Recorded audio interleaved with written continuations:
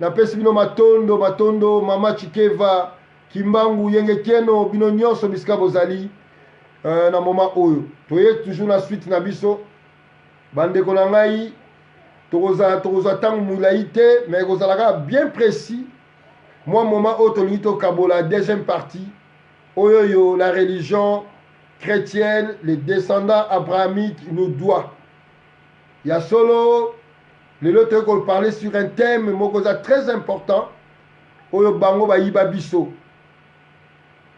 balobi et puis na thème oyo tokoloba lelo tokoloba ngo na deux parties. Il y a grand thème na biso ezali d'abord problème ya élitisme ya peuple élu yenge keno na kulutu na ngai Alpha Tangala mama matongo yenge keno. Alors lelo le peuple élu bango balobi baza ba peuple élu et nous voulons savoir na bango na biso na ba élément bango ba fournir biso dans le cours de l'histoire de l'humanité ceux qui bazo mérité ba benga bango peuple élu. Et deuxièmement tokotala concernant esclavagisme parce que ezali ligne de l'histoire ba événement ya munene o esali bango po bazwa renommé ya munene kati na mokili. Et après na suka tokoyesa bango vous nous devez ça bozong c'est la biso o iloko bino boyibi parce que depuis que boyiba yango il y a toujours un grand chaos kati na mokili. Mokili na biso ezo vivre lokola banyama na zamba. Tozo vivre la loi moko la loi du plus fort. Et loko wana ba africain ba yebaka yango te. Aujourd'hui, vous devez savoir qu'il n'y a pas la communauté internationale, mais il y a plutôt la communauté, il y a la loi le plus fort. Boutouaza makasi, il y a défini les règles, il y a la société, la mokili. Il y a le droit de la vie et de la mort. Depuis que le matriarcat est quoi, depuis que le matriarcat est connaître déclin en haut, si les lots, toujours vivre, le monde est en instabilité totale. Donc il est en instabilité totale à ce que il y a un grand chaos. Toujours vivre dans la forêt moko ya munene. Banyama ya espèce nyonso bazali. Les états au toujours mona lelo tozali lokola banyama na kati ya zamba. Bamisu baza ba antilope, bamisu baza ba lion, bamisu baza ba léopard. D'ailleurs, biso toza ba léopard parce que to koma déjà Congo RDC. RDC et ni koloba léopard était. Ba koko na biso ne bazali Congo Kachopa, ils étaient des léopards, mais biso toza yango lisusu te. Donc to koki jamais koloba biso toza ba ne Congo. Sachant que tozali ko refléter image ya ba koko na biso te ya ba ne Congo. Alors bande konangai ba misu baza ba aigle. Par exemple, les États-Unis sont botali emblème nango, ezali aigle. Et il y a vraiment, tout ça dans le cas, il y a communauté des animaux dont la loi du plus fort, ezali ko dominer, ba o bazali ba faible. Voilà pourquoi, et c'est chaos au toza nango parce que il y a aujourd'hui les déclins ya matriarcat. Et ces déclins ya matriarcat et créer le grand mensonge universel où ils allaient kotambu samukili. Yango moni que les alliés source à thème nabiso c'est que les religions dites révélées nous doivent. Il faut pas que c'est la biso et l'oko ba yibaki. Ba se servi nango mal. Ba déformer yango, ba transformer yango. Cela fait que aujourd'hui et comme il cause la difficulté pe na passe pour na bayindo ba s'en sortir kati na mokili.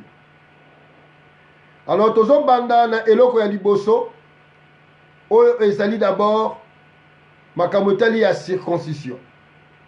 Bande ko na ngai so to fongoli Bible oyo parce que histoire na bango ezali na kati ya Bible. Tozo na ba verset belé ya Bible. tozali na Tob, tradition écuménique de la Bible. Tozali la Bible les Saints-Mères, tozali le Nouveau Testament, tozali la tradition roi James, tozali la tradition la Bible ebele na mokili, qui parle que la même chose. Ils ont parlé sur un ancêtre moko, babengi Abraham. Et Abraham a bâti à partir de 3 religions mokili bimi, le judaïsme, l'islam et le christianisme. Dans la grande figure nango telle que nous connaissons. Alors, biso, élément bango va fournir. Yango pe biso tolingito la kisango na miroir ya histoire. Parce que d'après bango, la Bible est un livre d'histoire.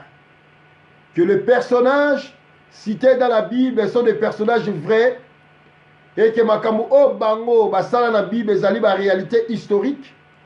Ndenge to monaka masolo ya Lumumba na ba Mobutu bazalaka ba Tshombe qui encore ba Savimbi ba Houphouët-Boigny, donc ba twana tout ndenge bazalaka. Alors eloko liboso tolingi toyeba eloko moko eza très capital, balobi ke bango bazali pepe eli mutu oyo apona bango Yahweh, mais alliance na bango na Yahweh ezalaki lié na signe moko. Vous savez, lorsque roi Nzingankuvu akomaki chrétien, il fallait aussi bazwa babatiser. Et tant on baptiser na sango, sango apesi Bible, sango atunie bonga na pesi Bible, yoko pesa nini de retour, ya zuma belé apesi. Donc il y a eu une alliance entre sango na roi Nzingankuvu. Et la même chose, il y avait aussi une alliance d'après la Bible entre Abraham na Yahweh. Alors, alliance yango bakoyeb sabiso na Genèse chapitre 17. Soki botangi yango, botangi histoire wana na Genèse chapitre 17. Balobi Abraham devient Abraham. Babi Abraham a commis Abraham. Alors signe wana ya alliance wana ezaki circoncision. O bisono sotoyebi basala yango na bana mibali soki abotami à un certain âge, il faut ba circoncire. Alors Abraham azaki circoncis na âge à 70 ans. En d'autres termes, na 70 ans. Ba circoncire. Elingi koloba ke banda el bolenge na ye. Ndenge banda kotambolaka de gauche à droite, azalaki incirconcis.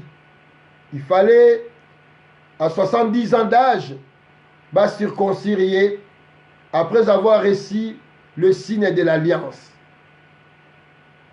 Mais la science à la mémoire de l'histoire tant aux yeux fait wana toche yango na mémoire historique.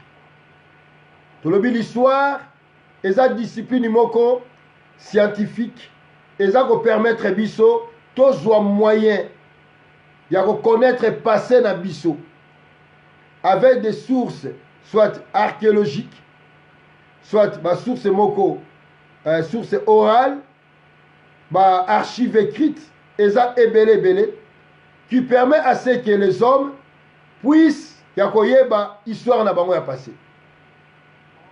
Lorsque nous sommes allés vérifier cet événement historique, une certaine divinité qu'on appelle Yahweh Jova Tetragrammaton, asalaki na Abraham, na matière ya circoncision, tomoni que ils ont posé problème. Pourquoi? Parce que na histoire ya mokili, la circoncision D'après la Bible, balobi que Abraham azali mutali bosso. O abandi ko pratiquer yango. Or, soki tokei na histoire ya mokili, la circoncision babandi ko pratiquer yango dans le bassin du Congo. D'ailleurs, o batanga Cheikh Anta Diop na Nation Nègre Culture, page 106, bakomona yango. La circoncision est bandit dans la préhistoire.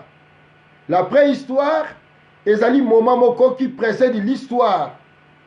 D'après les historiens, l'histoire commence à l'invention de l'écriture. Or, on va dire qu'on pratiquait circoncision batu ya liboso na mokili, ezali ba peuple bantou, vécu dans les bassins du Congo. Maintenant, si on a tout dans pasteur, parce que ça a vraiment un grand débat, un problème à Rosaranate, tu as tout dans pasteur, oyoyo, bazali ba continuité, il y a ba colon na biso, na kati ya Afrique, notamment na Congo RDC. Parce qu'aujourd'hui, les gens croient que tozali libre. Non. L'homme noir, azali ko vivre toujours dans l'esclavagisme.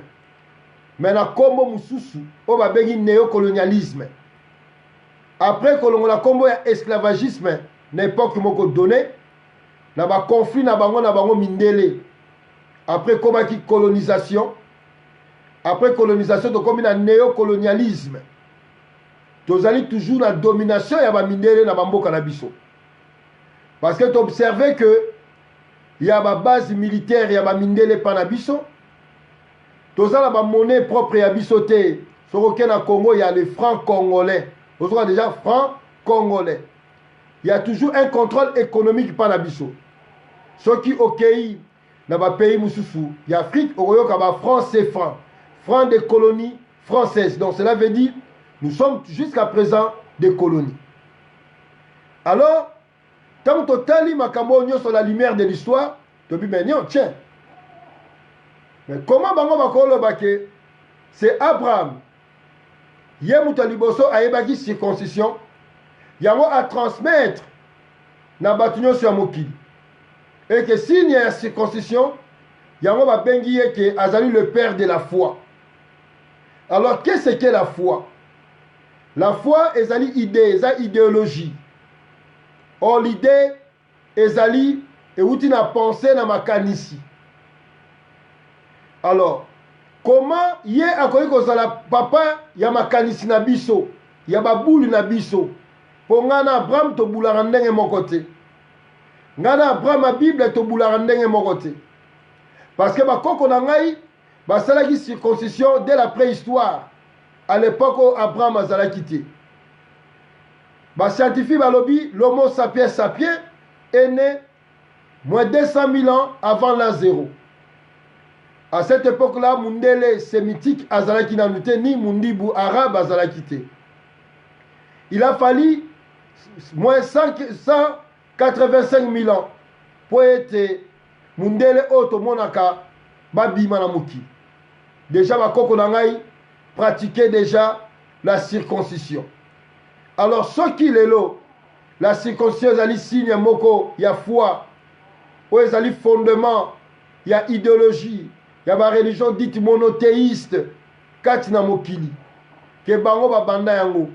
Maintenant na biso na bango. Banani oyoyo. Bakoki ko revendiquer yango comme étant signe na bango.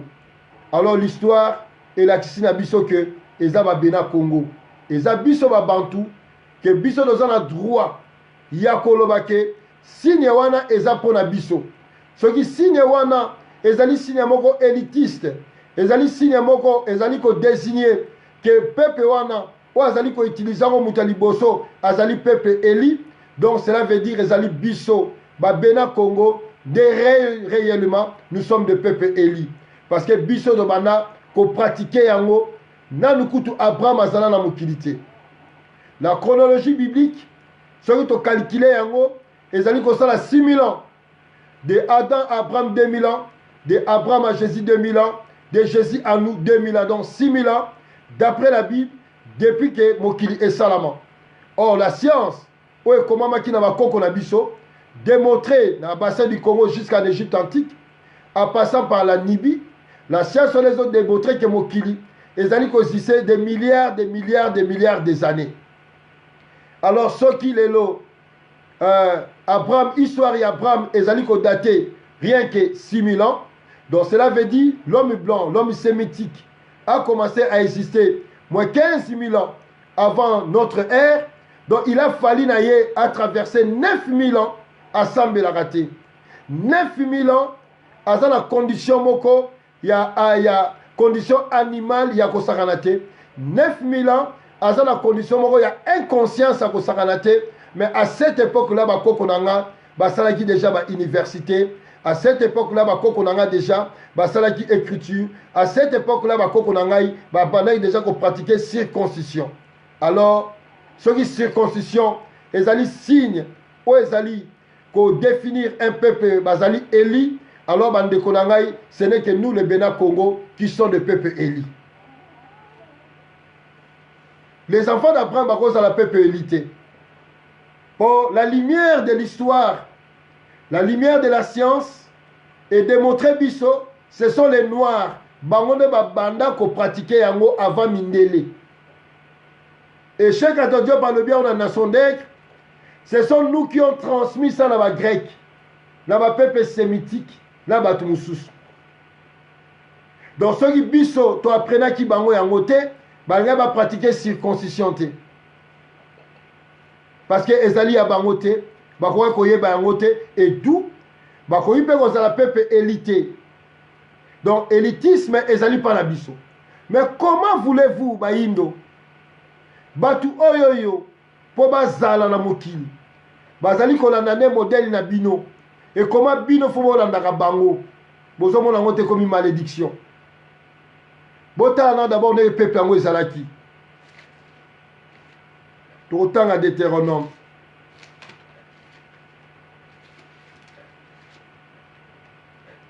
na Deutéronome chapitre 26 verset 5 balobi boy.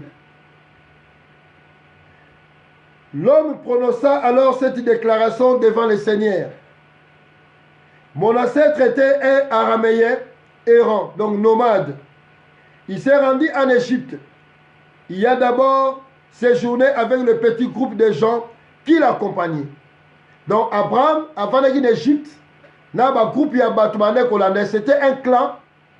Clan, il y a Ezali, tribu moko. Tribu moko nomade ezalaki clan moko patriarcal groupe ya batu bazo tambola pepe moko tango yango balobi hébreu euti na langue araméen ivrito avri qui signifie nomade. Un nomade azali pepe moko oyoyo avant d'akesika moko te. Un nomade azali pepe moko il a de mal voire même ya reconstruire une cité. Un peuple nomade a construire cité, a bâtir même un culte. Parce que Azali toujours à tout le temps en déplacement. A voir même Kokunda Bibembe. Parce que pour Kokunda Bibembe, il faut vendre Gawana et Sikamoko au commémorer ba mort na yo. Sachant qu'un nomade, il faut incinérer et Bembe. Yango bomoni ke ba mindele, ba chinois, batuana nyonso bazala na culte ya koincinere ba mort na bango. Biso ba indo tokoki kosala yango te parce que biso tozali na culte ya koenterrer ba mort na biso. Eza ba nuance mibale. Aujourd'hui fois même j'apprends à ce que na Congo bakomi même kozwa idée mutu akufi ba lexer maman na cimetière. Je dis mais regarde encore ce chaos. Ezali kozala approfondi na kati ya Congo. Vous avez battu que notre problème, la malédiction que nous avons au Congo, parce que nous avons abandonné Bakoufi na biso.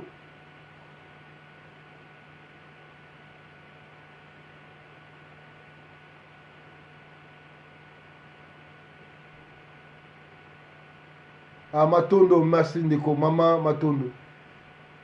Congolais lelo, bakomi kozwa ebembe bake kokunda. Batumutu balobi kolela ebembe ça dépense. Mais vous ne savez pas. Misusu bakomi ko proposer même ko incinérer ba mort. Mais bande konangai. Déjà vous avez une malédiction. le fait que iska ba cimetière ezala bobuka yango botonga bandaku.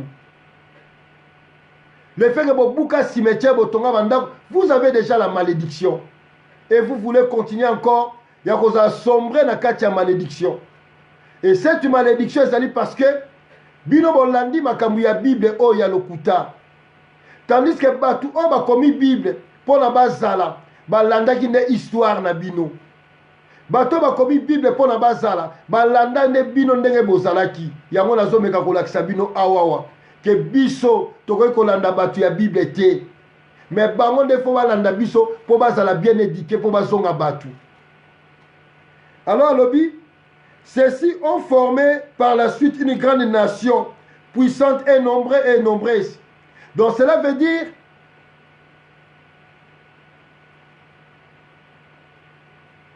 Maître Tchoura, merci. Yengeke no maître. Donc cela veut dire que bango moko na Bible va reconnaître yango. Il n'y a pas un peuple juif na mokili. Il n'y a pas un peuple israélien na mokili.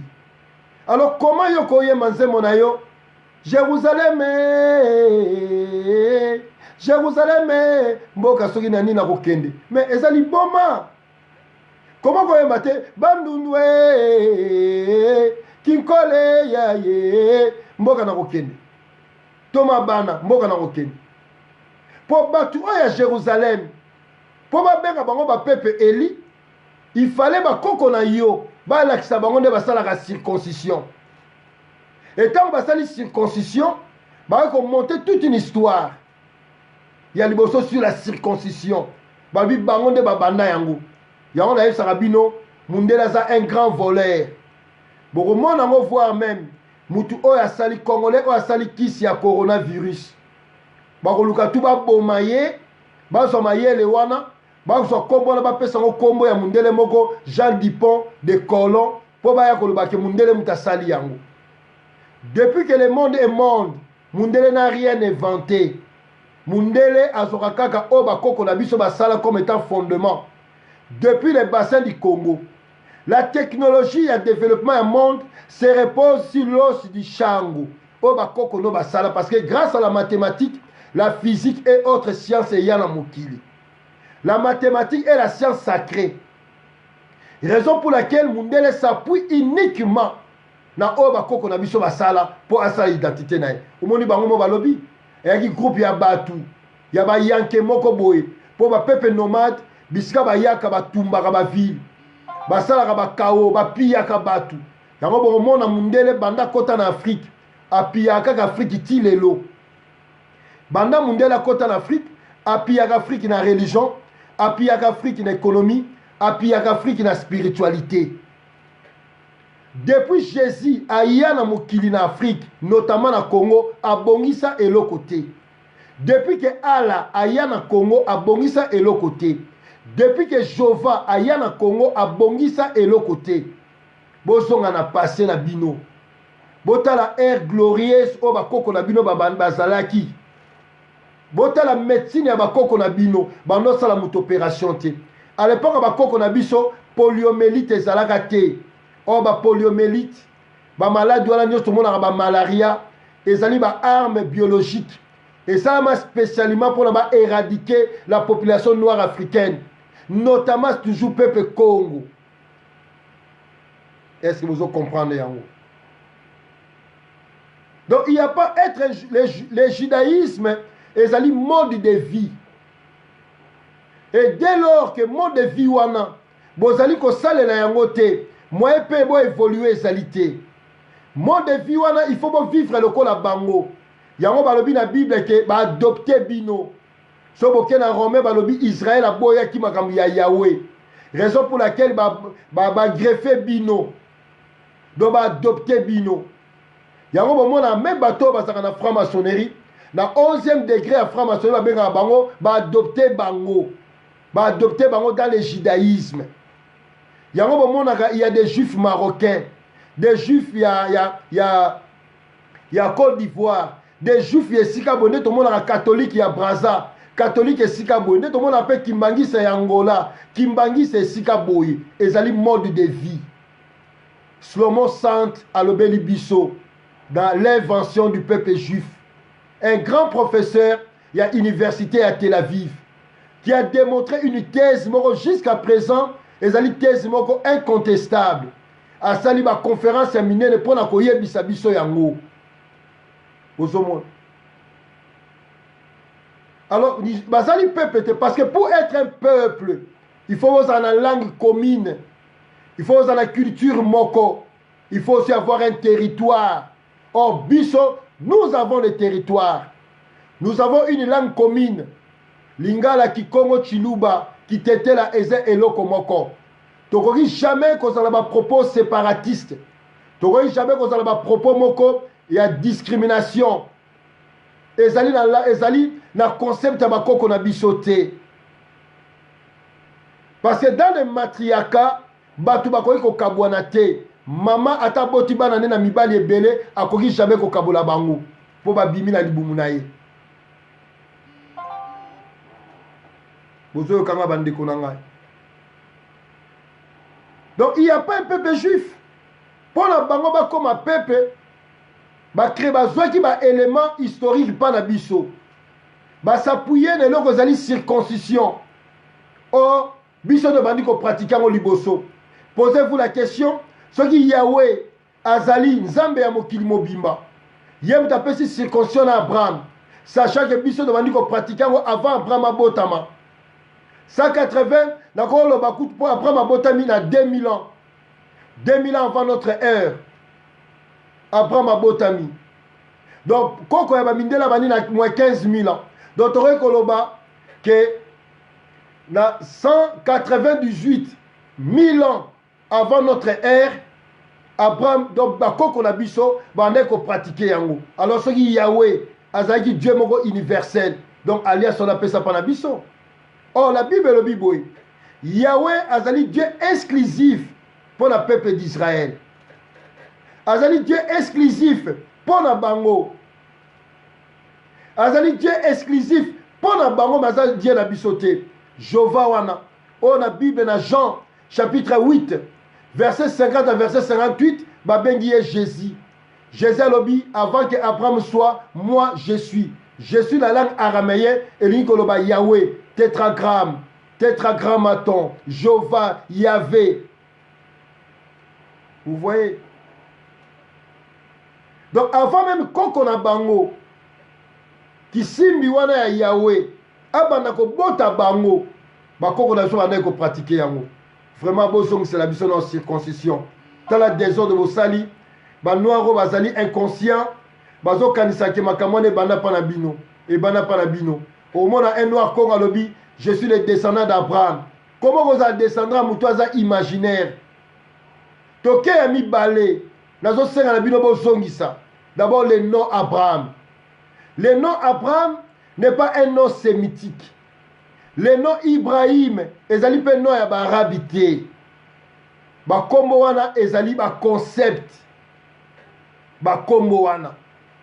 Ba kombo wana ezali ba enseignement ésotérique. Abraham, tozana Abi, qui signifie père. Yango boyokaka Abba, na araméen. Yango boyokaka Abe, mais c'est la B, papa. Tozana Ra, yango babi soleil, Ya. Mosizo le tatu Ya. Ra, la lumière, le soleil, parce que le soleil azali lumière. Tozana âme. Et Nikoloba, le soleil, nakati ya papa. Or, dans l'ésotérisme, le Père et l'Inkoloba, la source est moko informe, l'état non manifesté des choses. Donc Abraham, la lumière dans le Père et l'Inkoloba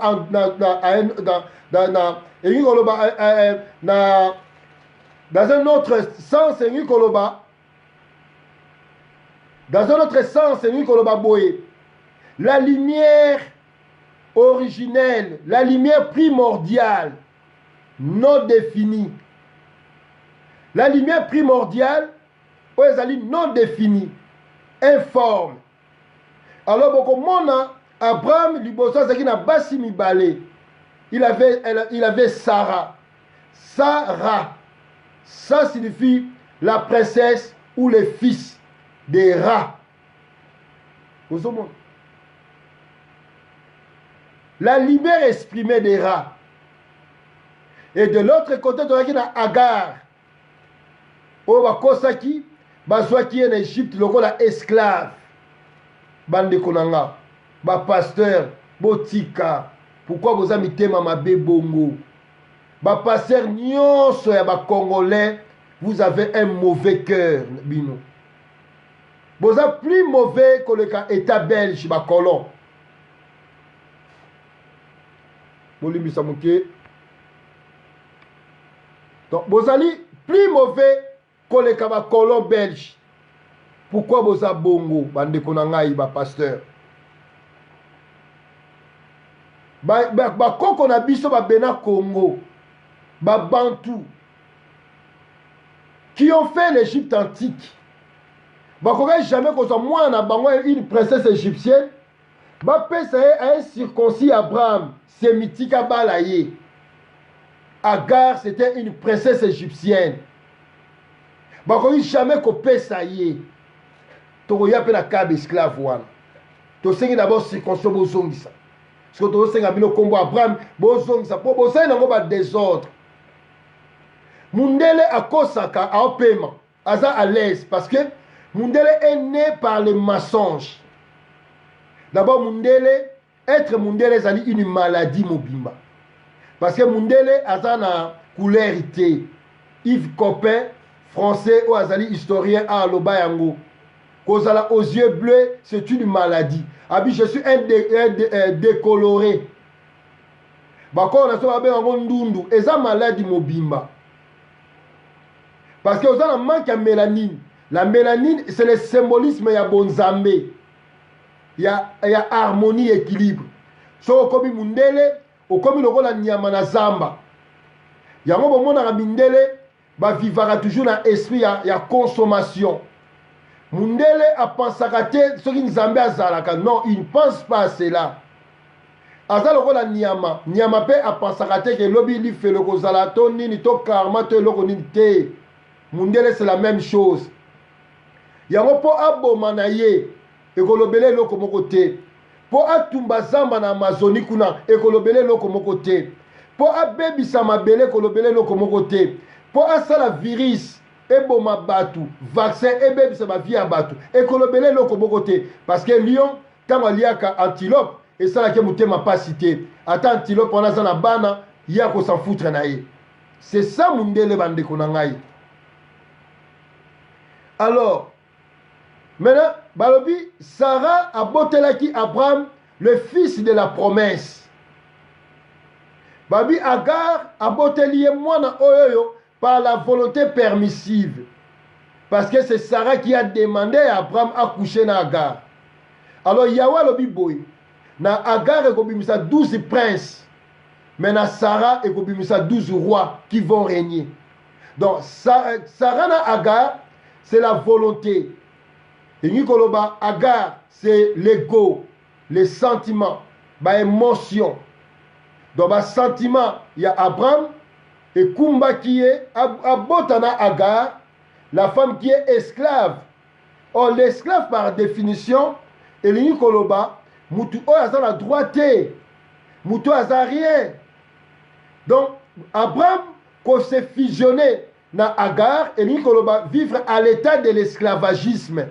À l'état animal, à l'état du chaos, et qu'on dit jamais qu'on produit rien par roi, et qu'on produit rien que par prince, or par prince, par régnacate. Maintenant, de l'autre côté, nous avons Sarah, à Robotela, les 12 tribus d'Israël, qui vont régner, qui sont équivalents aux 12 signes zodiaques. Non, aucune moulaïté, voilà. Alors, maintenant, basi wana mi balé na histoire ya Abraham Akufa. Abraham a la moitié Misak, qu'on appelle Ketura. Ketura, en hébreu, elle dit encens. Or, l'encens, c'est le symbolisme de la prêtrise. En Égypte antique, Ketura et la couronne des rats. L'autorité spirituelle.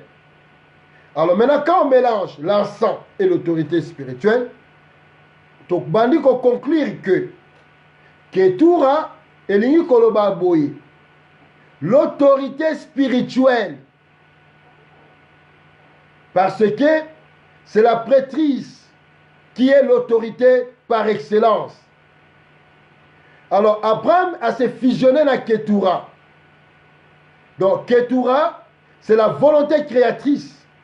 La première manifestation d'Abraham étant qu'un être, c'est la prêtrise. Alors dans Ketura, Bakobota, Sobotangi dans Genèse chapitre 25, de premier verset jusqu'à 15e verset, Genèse chapitre 25 de 1 à 25, à 15, Bokomona ki babotaki bana 6, pe bazalaki na 10 petits-fils. Et quand vous faites l'addition, parce que la spiritualité de la Kabbale et autres spiritualités, to comptaka de 0 jusqu'à 9. Ce qui fait que quand on base 6 plus 10 est égal à 16. Alors 1 plus 6 est égal à 7. Or, la prêtrise ezali toujours makuku matatu. La prêtrise ezali triangle. Alors Ketura c'est la prêtrise par excellence. La kata prêtrise toza na sagesse na intelligence. Donc l'autorité plus la sagesse plus l'intelligence, ça fait 3. Les 3 premières lumières de la Trinité. Bozomona, là où encore baeko yiba biso sous makuku matatu. Ba yibi biso na kombo, ba yibi biso sous la makuku matatu. Kuna bandibu ba yibi bakomisi Ibrahim, ibe ngolo ba motema. Ra, ngolo ba lumière. Im, la lumière na motema. Motema ce n'est pas motema physique. L'âme, l'esprit de la lumière. Donc avec Abraham, to Ibrahim, on vous apprend comment devenir l'être de lumière. Pour activer le 7 chakras na yo. Et pour activer le 7 chakras to bimwelo, et seigneur na yo, on commence d'abord Ketura. Parce que Ketura c'est la triangle. C'est l'être parfait qui est composé de la sagesse, intelligence ainsi que la prêtrise. Vraiment, pardon, ma pasteur. Botika kobeta masolo ya Abraham. Pour Azala quitter. Historiquement, baloba ipa longo na mboka nekuna na Irak, il fallait soit chameau. À l'époque, supposé Abraham, chameau zaki domestiqué, atambola ki ndenge nini. Bolobi la Bible, akutana ki na roi philistin, Abimelech. Ba Philistin ou ba Palestinien oyo ba lobaka hébreu. Abimelech ngolo ba mon père mon roi, eza titre, eza kombo ya mututé.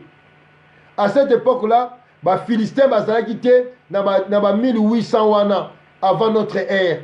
Ba Philistin ba ko ya na région côté wana vers 1200 avant notre ère. Ba rédacteur à Bible basalaki anachronisme, ba jui événement et nasima et événement futur bazong dans le passé. Alors au monde un grand pasteur na français na zoloba na mouchwa na pema mukuse recevez dit amen amen dit amen amen et ça makamba lokuta ils ont volé ça en Égypte. L'Égypte était Congo. L'Égypte c'est la fin de la civilisation de Bénin Congo de Bantou. Ce sont bakoko na biso ba longwe. C'est un grand projet pour Bakoko Nabiso. C'est un grand projet. Bon, on a un livre, on a commis. C'est un grand projet qui commence d'abord avec le Congo Kachopa. Après Congo Kachopa, il y a Congo, il y a Congo Kachopa, il y a Taneter. Taneter, il y a la divinité. Après, il y a Taseti. Il y a Nibi Nuba. Nuba qui signifie or. Après, il y a Tameri. Il y a 3 périodes, 3 âges. Il y a concrétisation, il y a projet, il y a Makuku, Matatu, Malamba Congo. Là encore, vous avez volé le pasteur, vraiment. Ils sont venus voler le nom Abraham Panabiso. bayibi le concept ya babimwelo pa na biso yango basali voir même baconcept ya 7 âge de l'église oyo boyoka baefese wana baefese tina laodicée baeglise wana ezala te historiquement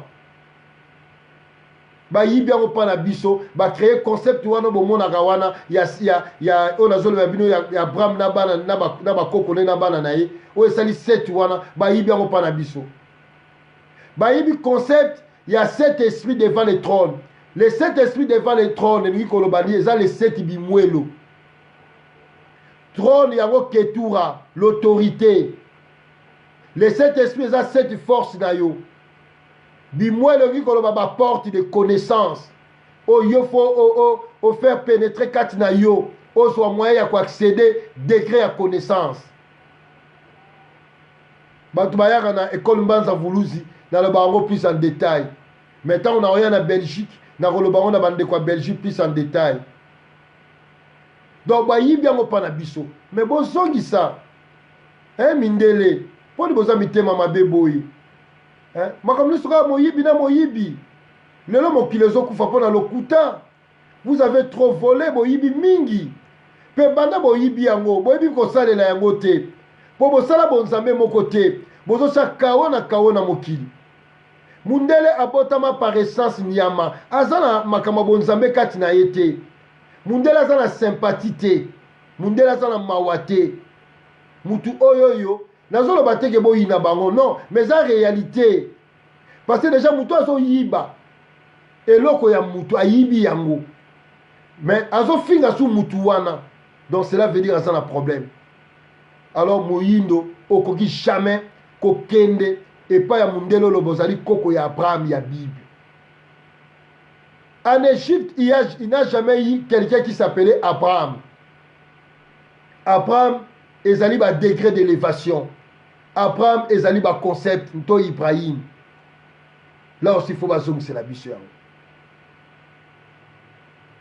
Faut bazongisa yango. Biso devrait utiliser en étant Abraham.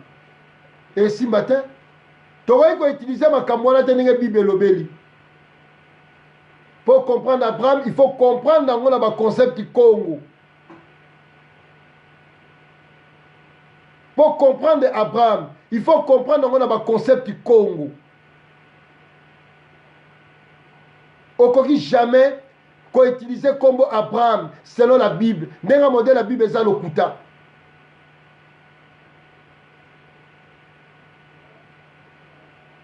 Pande konanga. Toke sur na point monsieur pour dormir ko chiter na fin. Ba ye awawa balobi bazaki be esclave. En tout cas le couteau bazana ngoboyo kabino moko. Yango na eko tuna bango ba yebisa biso bazaki be esclave wapi. Na yebi mutu moko c'est un frère que j'aime beaucoup maître Tchour azara mingi proche à ma pasteur. Na grand frère na moko Alpha Tangala. Bake na kotuna na ba pasteur na ba verset na opesawa. Bango ba défendaka batu oyo. Bazalaki be esclave wapi. Tosalela bo moto na biso. Boyo kabino moko. Pour circoncision faut bazongisa. Kombo Abraham bozongisa. Boyo kamakambo abalobi. Donc nzambe na bango aza escroc. Nzambe na bango Yahweh. C'est le plus grand escroc ya mokili. L'Éternel des armées. Pas sûr. Boyo, bon vérifier peu. Exode chapitre 20. Voici les paroles que Dieu adressa à Israël. Je suis l'Éternel ton Dieu. C'est moi qui t'a fait sortir d'Égypte où tu étais esclave. Vous voyez Alobi? Azali Nzambe abimisa bango na esclavagisme na kati ya Égypte. Donc ba koko na biso ba nyoko la giba.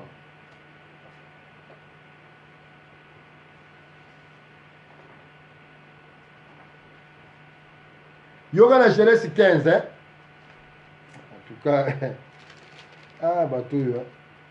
eza pasi siko omona congolais moko boye namonaki bandimi ya pase mukuna bazosambela nzambe na bango yawe maintenant namona brutalité ya bongo te bandeko bazomatala banzete bazokweya nzambe olobi nini nzambe ashakaka baba matina nzete bi okobukana frère même nakosambela violence nga aza na besoin ya kosote bongo te nga olobaka yenge keno bene bisimi bya vita mukuma fumu nzambe etoki mbangu tala makambo eza boye bango meme bakosala nga na vai na ndako nazomela ji na nga parce que je suis roi un Congo nga naza Congo naza congolais avec CT et je vis des congolais avec C bazomatala banzete bazopakola babele nzambe olobi nini babongo bou quelle religion non mutu mwindu boza na non boza na maladie moko bozobela nazoyeba eza na kombo te il faut vraiment bato bokoko bavanda baétudie malade oyo bayindo bazobela mundele arendre bino na degré moko ya kobebisa na niveau moko osakana te boyoka na Genèse 15 soki lokuta oyo nazotangela bino nakosikisa yango na Jean 8 bocomprendre yango kaka te c'est fini bobika su te soki mutu na cravate na ye na micro azoteya lokuta oyo sachant que tout est clair vraiment okobonga lisusu te donc oza ndenge mona mundele nde tomona na BFM bazwa kokosa biso makambo ya coronavirus oza ndenge moko yo balobi na Genèse 15 verset 13 alobi le Seigneur lui dit sache bien que tes descendants séjourneront dans un pays étranger et ils seront esclaves et on les opprimera pendant 400 ans. Abi, voilà Genèse 15, verset 13. Yahweh alobi na Abraham, bana na yo, bakozala boumu pendant 400 ans. Siko omona, bande komso bokoko ote, bayindo, bachaki, mindele na esclavagisme en Égypte, yango biso do futa karma, eza lokuta, boza mitema mabe, boza bakadia mpemba, oyo bozomona pasa bayindo te po bolobaka lokuta bongo. Boza ba complice ya ba malheur. Siko boyoka siko na Exode. Siko na Exode na zongeli susu alobi nini awa. Siko Exode ayeko confirmer ngo. Voici les paroles que Dieu adressa à Israël. Je suis le Seigneur ton Dieu, c'est moi qui t'ai fait sortir d'Égypte où tu étais esclave. Donc bazaki esclave. Siko boyoka bango moko ne ba wangani. Siko Maître Tchoura yebisanga pour yona ba passer musala bino koma bongo. Yoka na Jean chapitre 8. Ezanga ite me bango moko. Les hommes libres et les esclaves. Jean chapitre 8. À partir du verset 31. Jésus dit alors aux Juifs qui avaient cru en lui: si vous restez fidèles à mes paroles, vous êtes vraiment mes disciples. Ainsi vous connaîtrez la vérité et la vérité vous rendra libre. Ils lui répondirent, voilà les Juifs va répondre Jésus: nous sommes les descendants d'Abraham et nous n'avons jamais été les esclaves de personne. Comment peut-il nous dire vous deviendrez libres? La bandeli sous kotanga. Dans Genèse chapitre 15 verset 13, Yahweh a yebisi Abraham bokozala boumu l'Égypte bokozala 400 ans. Ce qu'on a yebité donc azokoka me kobikola te nzambe wana amona ta venir te mais biso bangunza tozomona biso bangunza tokoyesa bino lelo bamakambo bapaster bakoyebisa bino te. Est-ce que vous voyez déjà coronavirus bande ngunza mwa kufi na coronavirus mais bapaster bakufi wabi Jésus abikse bango. Mais biso do yebisi bino depuis mois de février tokabwana déjà na mindele na mokila molimo. Depuis mois de février contrôle ya monde zonga na Congo. Congo mute gérant makamu nyonso. Poni bazo loba te makamu balnga o balobaki nini nouvel ordre mondial. Poni ba ko loba ngote. Po baza de perdement. Po avant ba loba ngo fo congolais o aza détenteur ya pouvoir apesa bango accès et Congo opesa bango te yango baopotana wana bayebi yango baopotana te tomonaki bango déjà bazo prévoir 5 ans eza ebele batya bato basime tomonaki bango na réunion na bango mpe tobebisaki réunion wana mpo ekosalama te parce que avant bosala makambo nyonso fo bozwa autorisation na cimetière. Or je vous assure lelo na koyesa bino tous les cimetières nyonso ya monde ezalaka géré na Congo RDC oyo bomonaka wana oyo bonégligaka wana yango lobiko na bino ezala ekobika na kati ya cimetière. Cimetière eza pays, cimetière eza pays. Capitale ya France ya cimetière eza Père Lachaise oyo bomonaka. Vrai président en France avant na Père Lachaise. Président Mboko azali intermédiaire entre président Père Lachaise na batu oyo ba peuple français. Capitale ya cimetière ya Europe eza na Vatican. Le vrai pape azala na cimetière à Vatican. So bozo comprendre en côté. Alors ba kotela bino idée laisser les morts enterrer les morts. Ba kotela bino so loti koko na kufa akoy moliba esprit de mort benga na ye. Pourquoi roi belge Illuminati wana ko ikoloba na bino empêcher les noirs basambela bakoko na bango bakufa. Biso banzambe na biso bazali ba o bakufa. Mutu akufi akufite définitivement. Kokufa ngi koloba kokoma divinité n'est-ce pas que ko mususu awa. Batini biso to buka ba cimetière to yina bandeko na biso soki cimetière eza salité mboka na bino eza la salité bukolo bobono cha propriété na ba cimetière ya Kimbanseki ya Bakitambo ya Bagombe Kongo pe komo koma propre on a ça bino lelo makambo nazo ba grand initié ba yebi makambo na lo beza vérité misu bazo se plater na lobango mais lobiko na bino eza na nzela ya cimetière relation na bino bo réhabiliter relation na bino na ba mort. Pour ni mundele mora oloba bobenga bakoko na bango bobenga ba Sainte Rita ba Sainte Geneviève bobenga ya bisote habita ba bobenga ya biso ba koyokela bango te pourquoi ya ko oloba bongo est-ce que ça zoba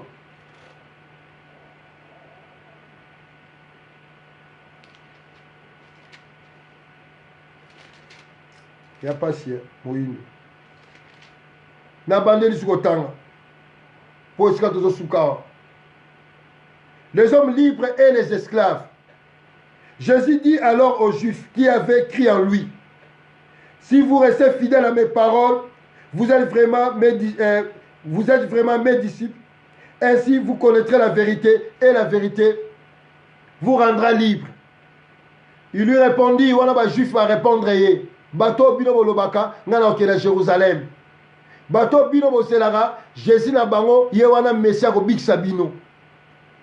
Botala lokuta Yahweh na bango alobi bazaki na esclave bakoko na biso batie bango na esclave. Omona mutu moko azosambela nazobenga na démon ya Pharaon. Mais Pharaon azaki koko na yo. Comment yo kobenga na koko na parce que grâce ya koko na yo za na mokili. Ozo porter makila ya koko wana. Donc ozali na combat contre yo moko. D'abord qu'est-ce que signifie kombo koko? Pona ni koko na yo azobenga yo koko na nga. Et nous avons muto bozo mona saka ngai. Donc biso toza ba Pharaon wana. Soki yo lobe so benga na Pharaon, oza ko mi benga ma yo moko. Na ki Kongo ba bengi koko nte kolo. Expression na nte kolo, kolo mokonzi. Je suis l'expression ya mokonzi. Parce que koko azali mokonzi, ancêtre, parce que comme divinité ngolo ba mokonzi. Et tant koko zoloba oyo baza bante kolo nanga elingi koloba ke bazali nga baza expression nanga baza image nanga. Alors comment tala na miroir image nozo tala na miroir comment koza na conflit na yo et à chaque fois si femme si eye kosibino ministère de combat au bundarano chaque jour bituma moko silisate et aka kokosa ka yo ministère de combat ozo bunda contre koko na yo ozo porter peka komba koko ango mais longola comme on est à ange Michael, to comme on est à ange Gabriel, to ange Ribiel. Vous avez un problème. Tel bateau va y aller binonné baso kosa. Yoga ba juif. Nous sommes les descendants d'Abraham. Toi ba koko Abraham. Et nous n'avons jamais été les esclaves de personne. Ma Bible n'a jamais qu'on soit esclave à Moutou. Parce qu'en Égypte, il y a wapi.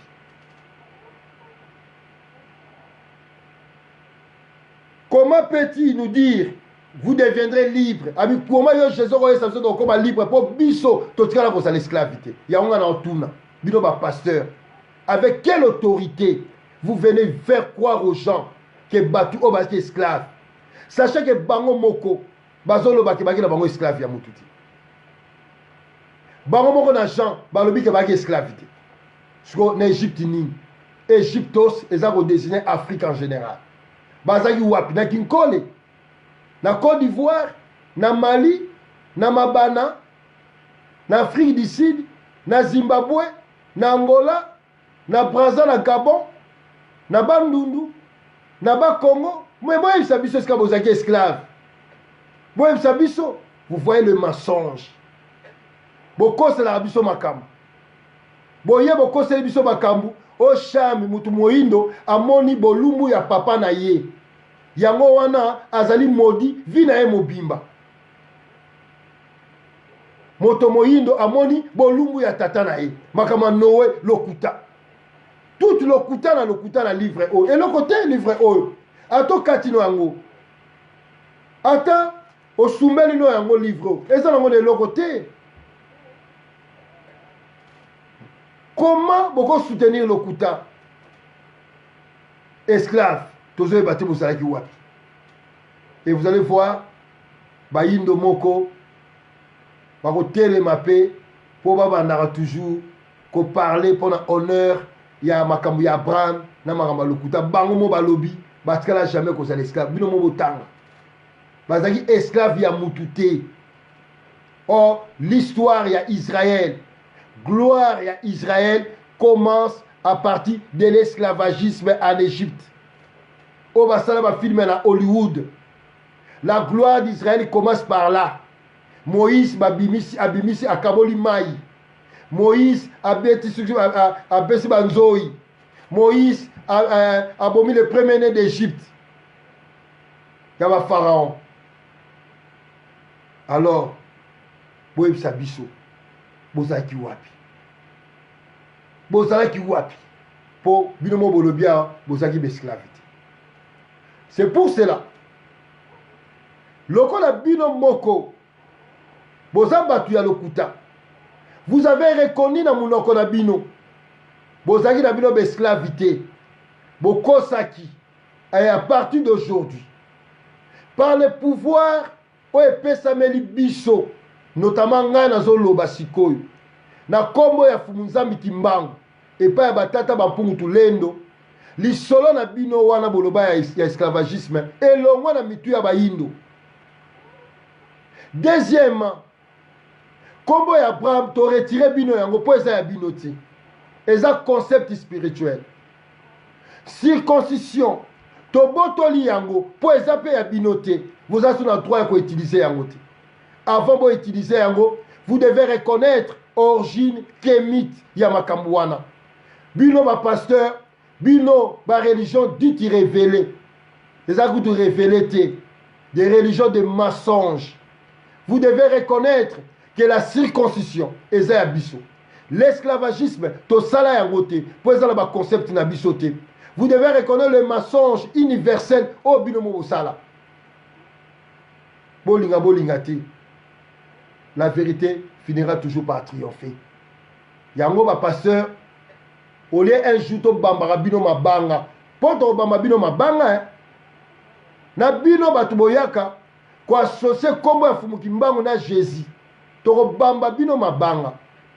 Pour Jésus ali descendant ya ba génération o babimi na esclavagisme. Jésus yemo kutu alobi aïe si bandorone ba juif bozaki ba esclave ba juif habité toi qui ba esclavité. Donc là Jésus peut mutu alokuta. Ndeko Charles ça la contradiction au saranate. Un livre est en contradiction. Comme un livre qu'on a inspiré. Comment Nzambe na bango azana incapacité ya repesa ba histoire vraie. Comment yemoko Jésus, soi-disant Dieu sauveur, ayebaki te ke Israël ezalaki te na bowumbu na Égypte. Bandeko nde bacontredire abite okosi biso ozala wana te. Bozomona te na Jésus na Yahweh na bango nyonso bazali peuple de mensonge. Bazali bato tokolandaka bango te. Basali caution identitaire na bango na kombo na biso. Ce sont nous les Bénin Congo. Biso ne topesi bango caution identitaire. Soki biso to se renoncer na makambo wana bakozasu na identité te. Bakozasu na force te. Et tant que biso to bele na ba Jovana ba Yahweh. Bozo soma banzembo ba Alain Moloto. Bozo soma banzembo ya nani wana. Adorons l'Éternel. Vous donnez de caution na bâtiment imaginaire na mabele na bino. Bande konangai. Et tant que to bana toujours kozala ko se reconnaître na makambo oyo selon bango boye bakeba ko boto la biso mabele. Bango nde il faut ba yana sima na biso po ba vivre. Ba prouver yango ba zune makambo na biso po esala identité na bango.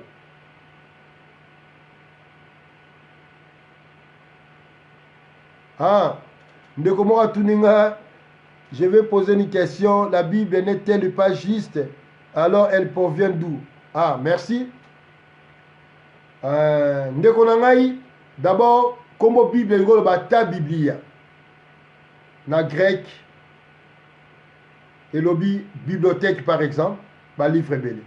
Kombo wana, et où tu appartiens à Biblos, parce que zaki ville au banote kaba, ba port phénicienne, banote kaba papier, papyrus.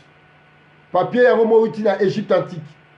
Papyrus c'est uti pa na biso, parce que ba koko na biso ne ba ko utiliser ngo batali boso.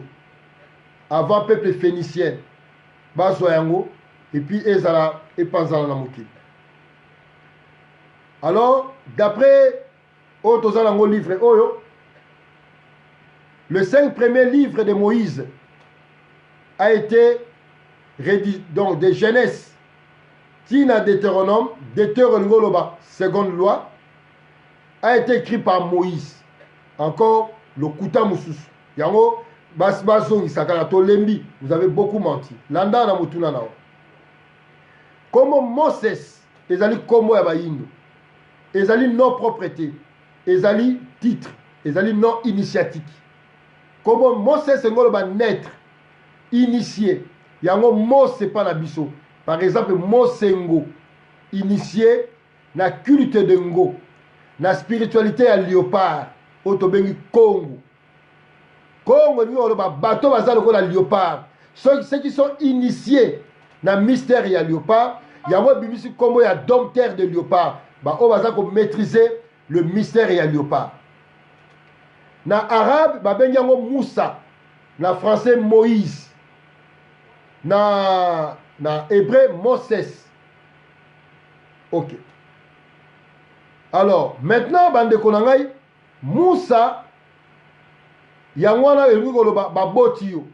So kesu plus loin, comme Moussa ezobimisa susu maza. Yango bokomona Moïse bazuye na mai. L'eau ezali symbolisme ya vie. L'énergie vitale qui donne la vie. C'est la lumière impénétrable, la divinité, le noun, l'impénétrable, otobengi kalunga, la force qui permet de te transformer. Yakolongolo na kao et comme isayo mutu. Kalunga, lunga signifie triompher, vaincre. Et puis ka, le ka divin, la lumière de la victoire. Nakati ya mama, azana énergie de la victoire. Oye longaki kao na biso état informe na libumu na ye po bapesa biso forme yango abenga su kalunga ngolo ba zola zola signifie la fusion, la force oye fusionnaki biso le ciel et la terre. Na troisième partie ya thème oyo na expliquer bino lisusu comment ba yiba récit à création tozonga su na bakalunga. Alors na kati ya kalunga balobi ngolo ba su océan munene. Or, l'océan a toujours symbolisé Bonzambé, l'immensité par exemple. Alors, maintenant, Balobi Moïse a comment qui yango. Or Moïse balobi na Acte chapitre 7 verset 20 à verset 22 azalaki éduqué et pas ya ba pharaon. Or ba pharaon bango moko bautaki na bassin du Congo. Ba pharaon bautaki na bassin du Congo, na Congo Kachopa, là où est né Mokili. Et d'ailleurs na 2010 ba retrouvaki ba trace ya ba pharaon na Congo na Kasai, ba vaza ba pharaon ba retrouvango défaut ezali ko prouver origine égyptienne ya ba pharaon na kati ya Congo, qui est ezali le centre ya bassin du Congo. Alors bakoko na biso tant basali le Congo Kachopa Taneter omona tant basali ba pyramide d'Égypte bazali ko construire yango, il faut être à la direction du sud pour na bango so pharaon akufi na Tameri, il faut molimo na ezonga na Taneter na Congo, na bassin du Congo. Baleki vers la Libye et au babeki Soudan actuel, après ba foncer na Égypte, il y a ba pyramide. C'est là où esika balobi Moïse atangaki abotamaki. Alors Moïse atangi et pas ba koko na biso. Sachant que ma première langue parlée ce sont des langues bantou Congo. Moïse, la langue ya ba koko na biso c'était le Kikongo. Or le Kikongo ezali l'ensemble ya ba langue nyose bimi o ba bantou ba lobaka. O voit même ba peuple musu africain ba lobaka. Par exemple, au monde en compte, Kikongo c'est la première langue parlée au monde. Alors, au monde a même Sambo a dit, yango lobi Sambo, le chiffre 7, yango lobi Samedi, yango lobi Saba, yango pe lobi Sabata. Continuité linguistique. Alors, Moïse a été indiqué par la Bible. Ce qu'on dit qu'on a Abdullah, yomo se pose-toi la question. Oyen a poto na France, ton Angleterre, ton Allemagne. Moi, na yo abotami na France, ton Espagne, ton Suède, ton Norvège. Bino pe bozolandanga. Soki mwana na akei classe, akotanga na munoko nini. Soki mwana abotama na Norvège, akotanga na norvégien. Soki mwana abotama na Allemagne, akotanga na ki-allemand. Mwana abotama na France, akotanga na français. Mwana abotama na Angleterre, akotanga na anglais. Mwana abotama na Portugal, akotanga na portugais. Même quand soki na Angola à côté, mwana akotanga pe na portugais. Oke na Guinée-Bissau, mwana akotanga soki na espagnol to na langue nini na bango wana. Oke na Nigeria, mwana akotanga na ki-Nigeria na anglais. Alors Moïse, bakoko na so bazolo ba Kikongo. Soki bokei na récit même il y a Exode chapitre 17, bazolo ba Massa Meriba. Parce que la Bible ezali plagiat, il y a ba récit, il y a tradition ésotérique Congo ya Kingunza. Ba yiba yango, ba dévier yango, ba transformer yango, eza suna originalité nango te. Yango fumunzambi kimbanga lobaki, lisez la Bible pour mona lokuta, mais bokozwa livre ya sika, un nouveau livre sacré. Alors, Moïse atangi wana pa na bango, pas d'Égyptien. Donc atangaki na langue égyptienne, na langue ya bakoko na biso. Soki Moïse, il faut akoma la Torah, la Bible, l'Ancien Testament. Il doit écrire ça dans la langue égyptienne.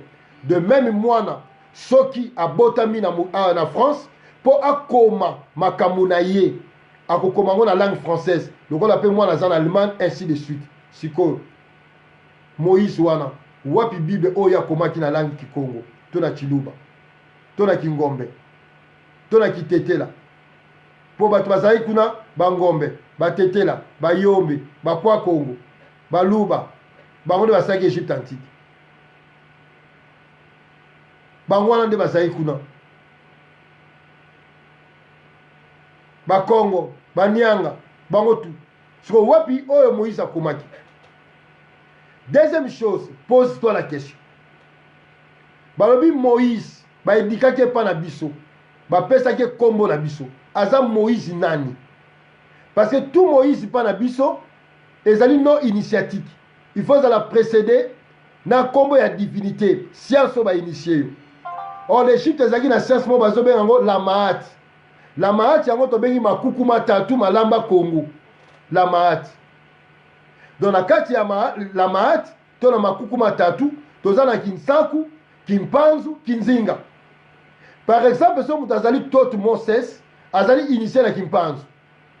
Si vous avez Ramsès, vous avez initié la Kinzinga. Mais il y a Moïse Nani, ba initié la Nani. Ba initié la science nini. Tozo ye bate. Encore un grand vol au bango bazo. Donc la Bible, pour te répondre de Konanga, la Bible batu basali yango ezali mindele. La Bible bandi ko komango na concile de Jamna na ba pharisien, ba helléniste. Après, ba ko komango na Saint Jérôme na 380. Basali première Bible Vulgate romaine. Alors Saint Jérôme a ici pape Damas, le côté za trop. Il faut to bongisa. Et ben nous connaître ma modification belle. La Bible ba ko appuyer yango na famille Pissot, l'aristocratie romaine. Au basali na base, il y a église catholique romaine. Parce que quand on dit église catholique romaine, catholique est universelle. Église, et nous avons les conseils, il y a batu au basali ko gouverner. Basali ko gouverner biso universellement dans la civilisation romaine. Et jusqu'à présent, c'est Rome qui gouverne le monde. Alors bota la ba romain bangumo.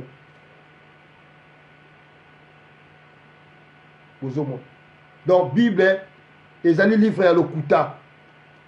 Batu basala ngo mindele. Vatican mutasala yango. Yango mona na ba protestant, na ba catholique ba yoka na raté par rapport à livre ça wana. Moïse de la Bible n'a pas existé. Azalate. Il n'y a aucune trace, il y a Moïse. Alors si on retourne pasteur à Roloba, on a Moïse, Moutakoma Kiao. D'ailleurs, déjà, si vous comprenez que Moïse Azalate, Islam peut comme le Kuta. Parce que Moïse Azalate prophète à Islam. Donc, si Moïse Azalate, Islam peut comme le Kuta. Oh, Moïse Azalate. Si vous avez une véracité à Islam, pas la biso, tous en ont pourquoi. Le fait qu'on dit ma religion, et nous avons yo Moïndo, yo Congo, aux histoire. L'histoire d'un peuple est forgée dans la spiritualité. Lorsque tu n'as pas de spiritualité, aux dans l'histoire existentialité. L'histoire du peuple d'Israël est forgée dans l'histoire dans la religion, dans la Lokuta. L'histoire, il y a arabe, est forgée, fondée dans Makambo Italie, il y a islam.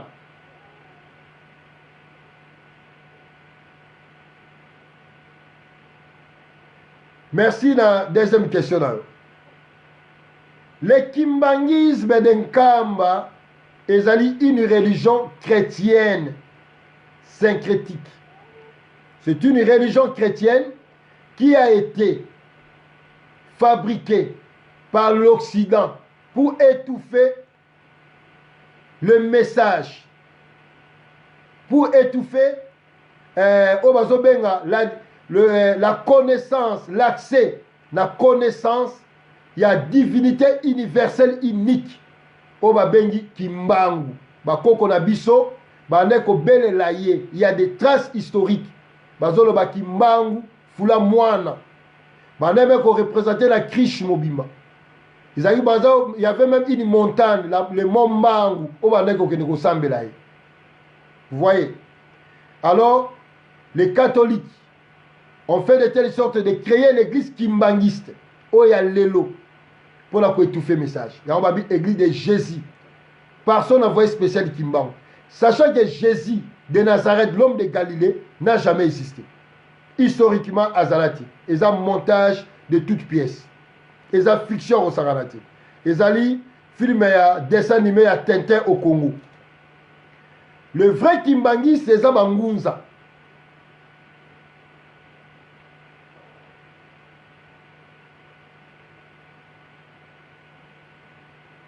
Mais parce que les chrétiens, les chrétiens, ils ont la commission le plus zoba ya mokili. Ils ont raison. Il y a un discours à Roi Belge qui empêchait les noirs de raisonner. Or, raison, c'est utiliser faculté et intelligence. Donc, ceux qui vont bloquer yango, c'est fini. Oui, bindimandima. Et biso doza bangunza, nous sommes matriarcat. Tozali patriarcaté.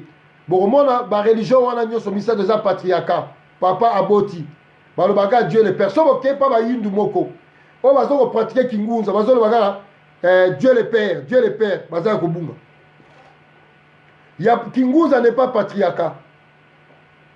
Tant le batata bampungu tulendo, elgolo batata te, ya papa, ya père, non. Tata elgolo ba protecteur. Oh, mutazali protecteur ezara maman. Pour le moment te mpungu, mpungu elgolo ba la reine.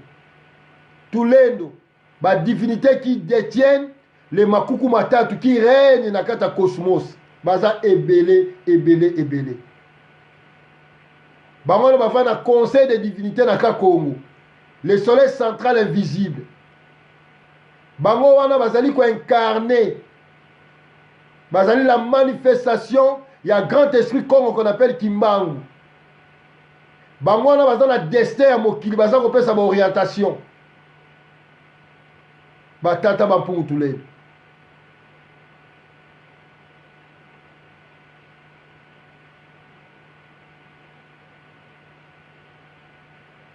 C'est vrai, bakoko na biso bayeba ekosambela avant mamindele baya na mokili. Na lobi yango bakoko na biso babatizaki ba religion kosambela pa na biso za prier to sens mamindele. C'est un travail quotidien. Et bakoko na biso yango bayebaki. Donc bakoko na biso bayebaki spiritualité. Et grâce à Kingunza bakoko na biso ba salaki civilisation économique moko ya makasi basali agriculture ba inventé aussi ya shango basali mathématique qui est nzambi ya mpungu nzambi ya mpungu tulendo nzambi tozana fokabolaka nza elingi koloba cosmos univers.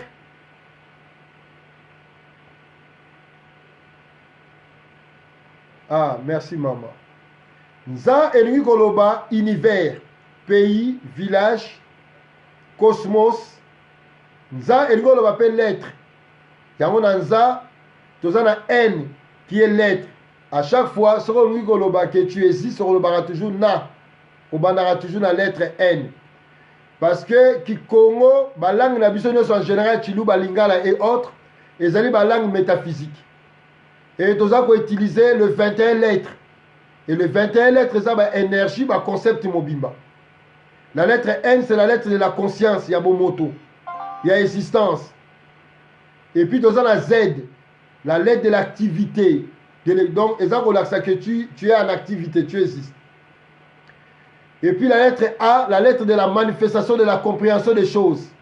La lettre du commencement. C'est ça, Tango Walobinza. C'est quelqu'un. Et puis Mi. Mi, c'est le fait impénétrable. Le Mi, ils ont l'électricité. Électricité,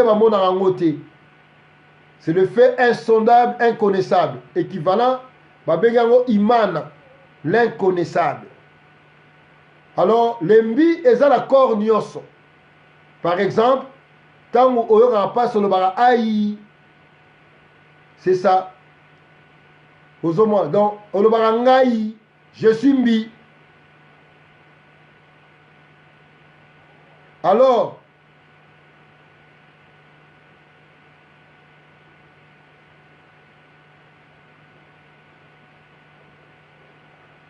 ah, c'est comme ça, hein? Bah, ils sont dit makaka parce que monité, yango on est comme ça, ils sont buzoba. Alors après, tozali na mpungu, tozali na mpu. Et nous avons le chapeau na Kikongo. Et puis nous avons ngu di maman. Tulendo. Et nous avons les savoirs. Les trois savoirs. Les trois lumières. Les trois foyers Congo. Les trois pierres pour la cuisiner. Mabanga misatu. La spiritualité, la sagesse et l'intelligence. Alors Zungu peut vendre la mabanga misatu. Pour m'appeler sa moto, so balongo libanga mongu zungu koya. Aujourd'hui balongo la biso libanga moko, yango to kwei politiquement et économiquement. Et libanga balongo la biso eza libanga ya spiritualité, yango tia biso déséquilibre. Maintenant, tata Nzambi mpungu tulendo, elingi koloba la reine mère. la reine mère cosmique qui détient le pouvoir de makukuma tatu, yewana protecteur nabiso.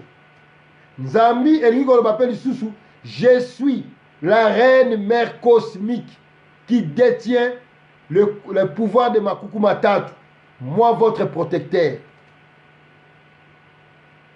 Makukuma tatu yango le fondement, yango l'ordre cosmique. Ordre ya kikuku ezaka na makukuma tatu. Donc ceux qui makukuma tatu ezali te déséquilibre mobimbe ezalaka. Et depuis que makukuma tatu yango maat en Égypte antique, et baby yango tokoma na désordre, obazoloba il s'est fait le chaos. Cela est dû au patriarcat. Le patriarcat est le système du chaos, de l'instabilité, de la consommation sans pour autant qu'on la lobby. Bakoko na biso jamais bakoko kota na zamba, bakoti na zamba po babo makaba nyama boy. Baki na journée spécifique ya kokota zamba. Bakoko kenete ba buka ka banzete boy, mais mundela zo buka banzete zo talate. On nzete c'est une divinité lokola nga. Azo permettre ngai na respirer malamu. La photosynthèse par exemple. Vous voyez? Et c'est ça, tout ça, un problème. Yango balobi, tata Nzambia mpungu, tuleni. Yango moni mindele, bakosa biso, bazui makamuna biso, ba changer yango. Makuku matatu yango bakomisa yango Père, Fils et Saint-Esprit. Ah, matondo ndeko nanga na Allemagne. Donc makuku matatu koma Père, Fils et Saint-Esprit. Or biso toza na papa te, toza na maman ameni mwana. Bango to bazui makuku matatu babakisi tata, babebisi yango. Biso mama wana aza sagesse, aza intelligence. Ye wana aza nsako, ye wana aza prêtre. Yango tolobaka ngunza. Ngunza elingi koloba nazali mama oyo aboti mokili. L'énergie vitale ngudi. Au moment même comme ya maman yango tobengaka Nzambe. Par exemple Maweja Nangila. Nangila ngoloba aimer, amour, bien-aimé. Maweja ngoloba omniscient, omnipotent. L'esprit omnipotent, bien-aimé. Au moment même pas baluba, baloba pe kalunga. Ba Kongo pe baloba kalunga. So botali papa Botagi papa Théophile Obenga dans le livre la philosophie pharaonique de la période, la philosophie africaine de la période pharaonique. Page 61 Boromo Nango. Maweja Nangila. Le 1 qui se manifeste en plusieurs. L'amour. Ozomona. Bokepa ba Swahili. Mungu Baba, Baba l'ancien, Mungu Maman. L'énergie vitale s'est manifestée comme la maman, l'ancien, l'ancêtre.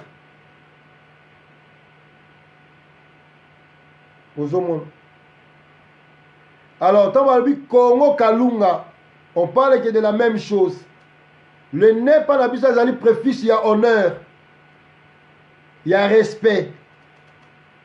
Mais Congo n'est pas un nom tribal, régional, identitaire, géographique, non. Congo est lié d'abord dans le léopard. Les léopards par la soie ngo. Et puis dans un ko. Congo est les dompteurs de léopard. Bateau bazara loko la léopard. Or les léopards, azali na 3/4 y Afrique. Na Égypte antique y a pharaon. Na Égypte dozomon na léopard azala raté. Mais quand on a vu ce qu'on a ta posture à léopard net pharaon aïe. Yango bombo la chef coutumier nyos balata la posture à léopard. Même Afrique d'ici des Congo, Rwanda des Congo, Tchad des Congo. Territoire au besoin à léopard. Et puis Ngo qui symbolise la maman Ngo ya par exemple. Ngo le tout, les cachets, les tout, l'absolu. Un Congo qui est Mouto Azalokola Nzambe. Celui qui est l'image de Nzambe. un Congo lui koloba ko sangisa la communauté yango pesi lu Congololo la communauté na Congo nango ebimisi ngolo la force ngolu ba tribu ya Bumama longo la fusion libala. Vous voyez, donc au koki jamais koloba nazan ne Congo mais olingi ba lubate olingi ba tete la te et comme une non-sens Fumukimbanga lobaki aye ko libérer ba Congo Kachopa dispersé partout dans le monde. Kachopa et lobi Éthiopie. Kachopa, Ka, le Ka divin Tiopa, qui signifie harmonie, la paix, la tranquillité. D'ailleurs, le grand professeur égyptologue Gomez Azolo Belango. Son live à l'obissi Fumukimbango. Sira Kimpa Vita, la fille de Congo Azolo Belango. Kachopa, le Congo paradis. La première civilisation de la stabilité. Congo ngoloba mama. Mama ngazana naza kalunga. Kalunga ngoloba amour. Amour ezali fleur rosité ko pesa mutu. L'amour est une force, c'est une puissance qui permet de transformer. Dans l'amour, pas la personne habille zola. Zola yango sali zole deux. Donc cela veut dire la fusion des deux principes. Pona et l'autre est il faut fusionner les deux principes. Alors, l'amour, c'est la force qui fusionne le ciel et la terre, l'esprit et la matière, pour qu'on produise un être intermédiaire qui est les trois, tatu.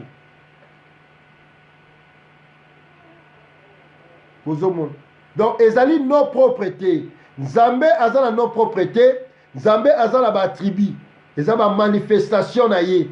Comment se manifester? C'est comme ça, Mbangu. La lumière vitale qui féconde. La lumière féminine qui donne la vie. Kimbangu signifie le révélateur de mystère caché. Or, l'inconnaissable est un mystère caché. Les qui, la Kikongo, les ali préfixe qui détermine, qui explique le concept Mbangu. Les qui aussi, et nous avons le son I, qui est partout. Donc, en d'autres termes, Kimbangu Lembi s'est révélé, s'est manifesté comme Mbangu dans sa nouvelle forme. Yango Balubi Kimbangu, le révélateur de mystère caché. En d'autres termes, Imana, le mystère caché est révélé comme la lumière. Yango Komo Kimbangu n'est pas un nom de famille. Même Papa Diangé Nazolo Bango, Kimbangu n'est pas un nom de famille. Kimbangu, il n'y a pas une famille qui portait ce nom-là. Kimbangu za Kombo ya Nzambe. Donc, bande konangai, tokomi kosukawa, repoussani. Donc, live nabisa ezalaki lelo. Bazongisa biloko bayibaki. Basale nango désordre. Bazongisa yango. Esali confusion na mitu ya batu. Circoncision eza ya bango te. Eza ya biso. Nzambe apesaki biso te po toza pepe eli non. Non. Eza pona bongo te. La circoncision pana biso lobi. Le sacrifice que j'ai fait, j'ai sacrifié ma vie pour travailler dans mokili. Yango basala yango ka 8e jour. Eza pe pana biso bani. Parce que 8e jour c'est le premier jour ya mutu kati na mokili. Il va sa yango bakataka poso wana qui signifie la chair. J'ai sacrifié ma vie. Après ma kila etangi et connecté mutu na mabele. Il s'est connecté na mabele en sacrifiant son corps par un travail spirituel dans la mission oye. Donc bango ba utiliser d'une manière abusive. Abraham est allé concept théologique pour nous enseigner, pour comprendre comment tu dois activer ba mwela na yo, ba bimwelo na yo. Mais bango ba komissie mutu. Vol encore. Na mutema mabe na bango ba ye ba lobi OK, to tchaki bango en esclavagisme, bango moko ba potani.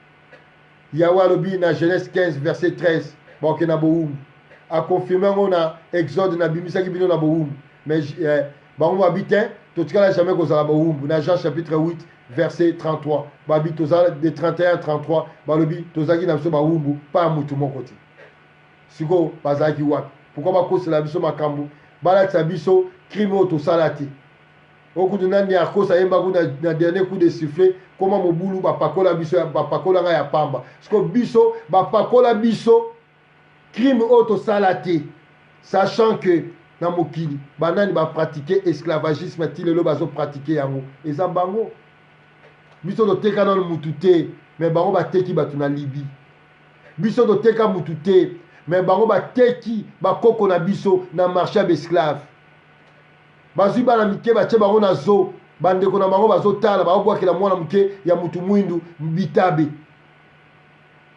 bango bazwi mwana mutu mwindu batangele baversa bible bapandre ye po papa wana ayaki na quantité ya caoutchouc ya kokoka te bango bazwi bamama na biso bazobwaka bango na mai à haute mer bazobwaka bango bareke bazolia bango bateki bandeko na biso eti lelo tozomona yango bakao oyo bazotia na mokili bapesi batu bafranc de colonie bafranc CFA boyebisa biso biso nde toloba nde bino nde bosali mabe l'esclavagisme c'est un grand crime kodéracine mutu na territoire na ye aujourd'hui toza na bacongolais na Haïti oyo Fumukimbangu ayaki kolibere mpe toza na bacongolais mosusu bakongo mosusu na Libéria na Brésil na Martinique aux Antilles partout badéracina bango na baterre na bango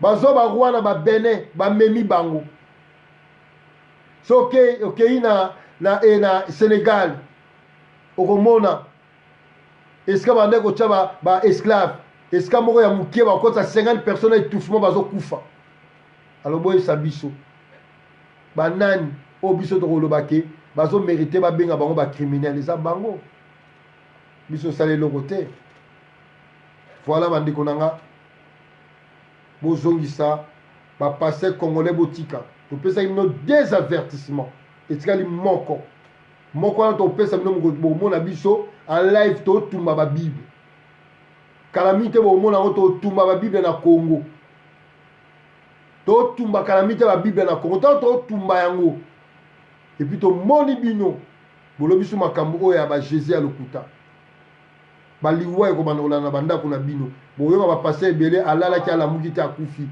mwasi bana bakufi mpo bakoko bakobeta dire ya kosakana te po biso tokosenga na batata bampungutu lendo na komba Fumu Nzambe Kimbangu babeta mpe ozala dire na des avertissements bomonaki ndenge coronavirus ebomi bino bomonaki yango donc kala mingi te bokomona lisusu bandeko na ngai yenge keno tokomi na suka bozala toujours mayele ntango ifweni tomilengele po lobi tozwa moyen ya kozonga na mabele ya bakoko na biso mpe tozwa moyen ya kotonga yango Fumukimbangu alobaki bana na nga oyo bakendaki bango nde bakoya na vent ya changement na kati ya Afrique et notamment na Congo lobiko ya Congo ezali le départ ya libération ya mabele nyonso ya Afrique ntango na biso ekoki po tozwa moyen ya kozonga je sais que beaucoup bazalaki nano prêté mpona moment oyo mpona kozonga ça c'est vrai eza évident balongo bapesi biso mpe temps tobongama ozwi 100 € kolia yango nyonso te bosumbasumba Weston te père moko ya Weston ezalaka 600 € voire même 1000 €. Mais pensez malembe na mama na bana na ndaku kobongisa mwa retour na temps oyo batata mampungutu lendo bapesi biso kosomba susu comme des garçons te kokotela pede wana comme des garçons mbongo te po aya su koboma yo kosomba susu Jean-Paul Gaultier te tala tosombi yango ebele mais la majeure partie ya bacongolais toza ta na mabele to na ndaku te na Congo bandeko na so basénégalais to bamalien so babi bazonga lelo okomona ye tosekaka bango me okute deja tongi ndako na voyage na bamboka wana okomona bamboka wana bavili wana bato batonga yango ebele et en majeure partie ezali diaspora na bango parce que bango soko tongi te na mboka na yo oza na valeur te mais biso toyaki po tokufa kuputu mais eza mabele na biso te tokundaka lisusu bandeko na biso awa te parce que soki tokundi bandeko na biso awa tokotisi bango messe église catholique tozo rendre bango esclave esikali tokundama na bamboka na biso na ntango oyo bapesi biso malembe tosorganize tozwi mwa mbongo 100 euros lia ata 10 euros 90 euros tia de côté zwa mwa koli na yo mwa carton na yo osali otindi mwa biloko malembe na mboka nakoyesa bino 10 ans to 15 ans avant banation africaine ezwa indépendance bamindele oyo bazalaki mayele babandaki kozokisa biloko na bango malembe etango indépendance eyaki baye kobengana bamindele wana baoyo bazalaki mayele bazalaki bien ntango bazongaki me baoyo bazalaki na pasi ebele bakomaki baclochard ebele bakufaki. C'est pour cela ndenge tozali awa tozala mpe mayele ozwi mwa mbongo osomi mwa mutuka na yo otie na mai eke deja na Congo ozwi mwa mbongo na yo olie osomba Weston olie osomba eloko moko boye olie osala boye okotize osomi mwa mabele obandi kotonga rapidement po toyebi te ndenge nini tokolongela awa ekoki mpe koarrive tokolongola bamoma moko ezala difficile. Alors talaka oyo amase na mutoki na yo travaillaki na mboka oyo otika yango bamisu bakoka yango te bakoko na biso bapesi biso temps tobongama bapesi biso lokola nde tobetaka foot bapesi biso prolongation tobongama tozopasse moment ya guerre oyo tozalaki nango ebanda kala et 2021 il faut tomarquer bi bango baza na besoin baexterminer biso baéradiquer race noire mobimba bakoma kofinanse baprojet ya bandeko na bango bakende kosomba bamabele na Afrique tokeba na bachinois ils sont plus dangereux.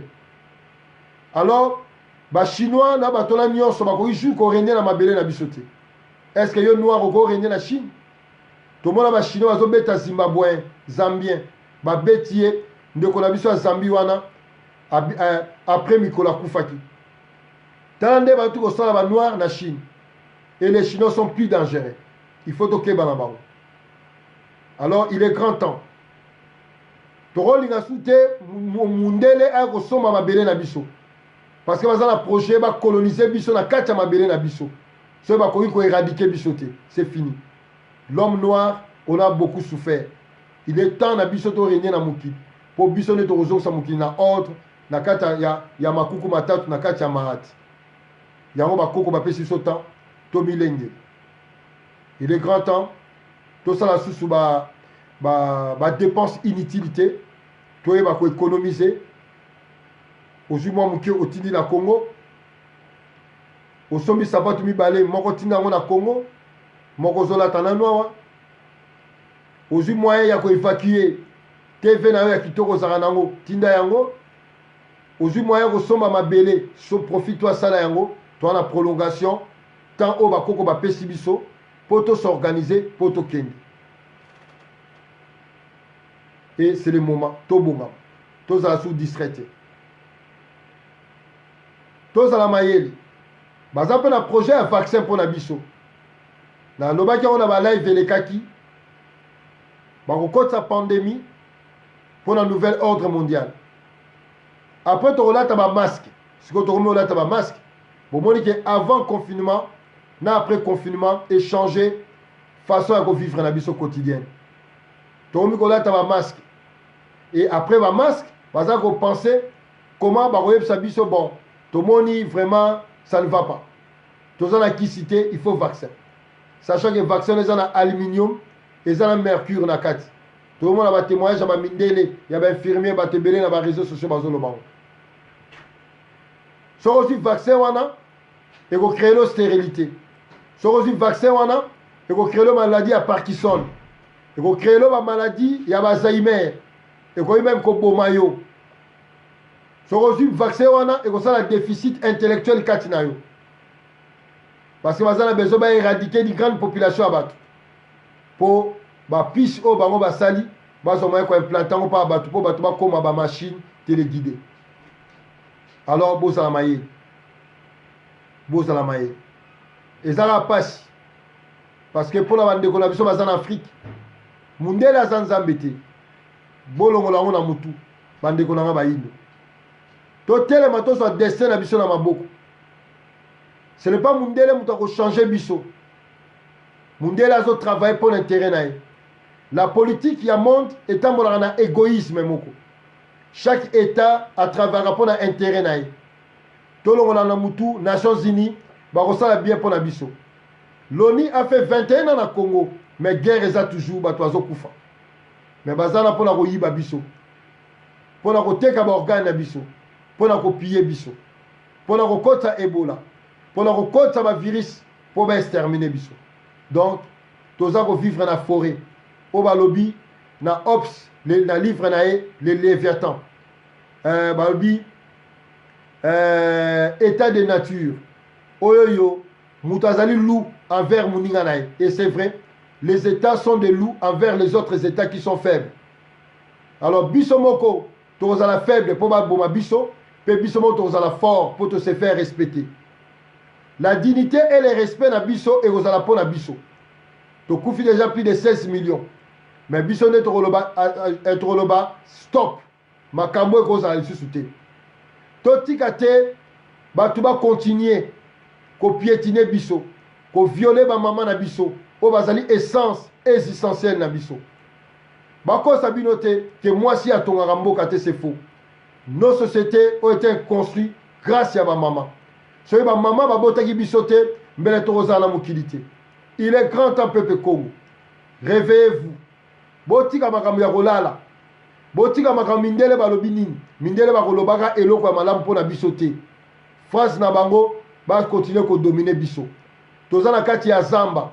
O mutu na mutu, il faut faire voir makasi na ye. Et c'est na biso to la sake tozali ba Congo, ba léopard. Lion a connu jamais qu'on idée à relia léopard. Léopard pas qu'on idée à relia tigre te pour bango na bango baza ba félin. Ba se respectable. Alors tant que to la ba gibier, ba antilope, ba ko saka na biso. Alors to la muka. To za la bomoko. To tika ko kabwana. Totika discrimination. Muluba mukongo, muyanzi, mutetela, mundibu, ngombe, munyanga, mukwa Congo, muyombe, qui encore, toza ebele, toza mutu moko. Unité na biso, ya onde makasi na biso. Tolongwa na patriotisme, tokoma ba nationaliste. La nation Congo avec K. Toza maman moko mabele ya Congo boti biso. Toza pe na munoko moko pe toza na histoire moko. Toza la unité na biso nde makasi na biso. Total ne intérêt ya mabele na biso ya existence na biso. Nous sommes le seul peuple au bazako bomaka biso mutu moko tazo défendre biso. Lelo toza na programme ya vaccin aux États-Unis ya komema pa na biso. Pour ka ba exterminer biso. Bapesa batu mbongo moite po ani basala en États-Unis te to na Chine esika batu bande ko kufebele na coronavirus. Alors bo la mukabande konanga. Bo telema. Bo vanda boete. Toza la mayele. Bato tozo bunda na bango bazana minduki. Bazana ba banki. Bazana ba biloko ebele. Lelo oyoyo ba live to koma ko sala. Ba koma ko tinda batu ba denosaka na ba Facebook, même ya nanu la patronne World TV. Partout pour la signaler dans des gamabé pour la bloquer parce que bazana ba noir au ba travailler na bango. Alors bateau dans bunda bango de basali ba réseaux sociaux oyo basali ba banque basali ba société mais seule force auto gagner la bango za spiritualité to botama ba prêtre to botama ba ngunza mais bango ba botama ba talokuta. La vérité triomphera toujours, le mensonge est simbaraté. La vérité za bonzambe. Bakoko na biso bangunza balongaki bango na spiritualité. Biso pe tozonga la spiritualité bakoko na biso. Kingunza eko permettre biso toza na connexion na bakoko na biso bakufa. Toza na connexion na bisimbi na biso. Ya ntoto, ya mai, ya mupepepe ya tia. Bango na bandeko na biso. Congo ezami balé. Ya le Congo invisible na Congo visible o biso do fandi. Zona na biso, amour na biso, bomoko na biso, na Congo invisible. Yango nde ekokambo la biso na maboko ba yini na biso. Alors to telema. To tika makambo ya christianisme. Le christianisme est bongisa mboka moko te. L'islam pe bongisa mboka moko te. Histoire ya ba religion na pa na biso eza chaotique, désastreuse. Sur le plan ya mutu na biso et bebisa biso raisonnement et bebisa ba santé na biso et ça makambo ebele ti sikoyo eza kocontinue kosala. Alors totelema tozala mayele tozala ini bon moko ezala na biso vraiment bikatata nzambe ya mpungu kakusaku muna apambola bino nyonso apesa bino makasi azala bino ntango nyonso.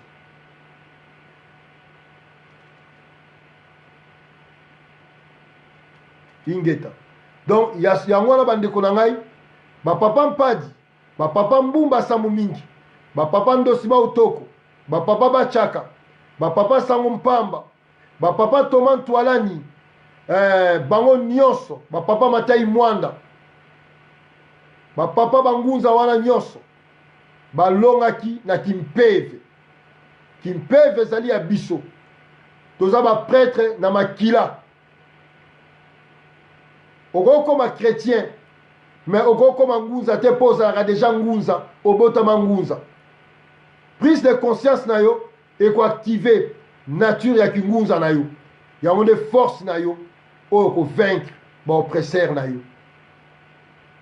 Tokomi sikoyo na bataille finale qui se joue de 2020 jusqu'à 2021. Mais je sais tokovaincre. Fumukimbango alobaki il faut une longue période de maturité à l'homme noir pour tous les moyens de comprendre. Les événements ont passé dans le Congo, tous ont un sens à ma bête. Les agnes bakoko va permettre biso poto lamuka. Il fallait Mobutu Azala, il fallait Kabila Azala, il fallait Tshisekedi Azala. Batona nyonso to mona bango ma bête. Bazali wana po ba réveiller conscience na biso. Soki makambo ya kité tokoki koluka te identité na biso. Na mokili soko oyebi identité na yo te oza nani outi wapi oye kosala nini na mokili moi oresir eza te. Alors histoire na biso tozongo na mabe te. Cela a permis na biso nyonso lelo to comprendre que tozali destin ya mokili. Alors tolingana na ba dirigeant na biso tolingana biso nyonso sikoyo totala na ba conflit interne na biso te. To comme na moment au faut tozala ini parce que ennemi na biso aza libanda. Ennemi na biso azo manipuler pe ba propre frère na biso baza ba ignorant. Mais unité na biso, zona na biso, force na biso, bomoko na biso, eko bikisana bandeko na biso baza ba ignorant. Poto repousser ba oyoyo, baza na besoin ba faire disparaître biso, tel que ba Bill Gates, ba tuya mabe wana ba criminel wana. Alors ba koko baza na biso tango nyonso, bo telema pe bo sala makasi. Na yebi ke elonga eza pa na biso. Ba bombela biso kimbangu, mais kimbangu aza nzambe mutu akosa bino te. Kimbangu azali mutu nyonso lokola mutu te. Kimbangu c'est le grand esprit Congo incarné. Azali ngudi ya bangudi. Azali ngudi ya bangunza nyonso. Kimbangu azali socle na biso. Même le professeur Gomez, notre frère du Bénin, à Lobango, il n'y a pas une spiritualité kémite si Kimbangu n'est pas le socle. Kimbangu a un fondement na biso. Kimbangu a makuku matatu malamba Congo. Kimbangu a un ordre cosmique.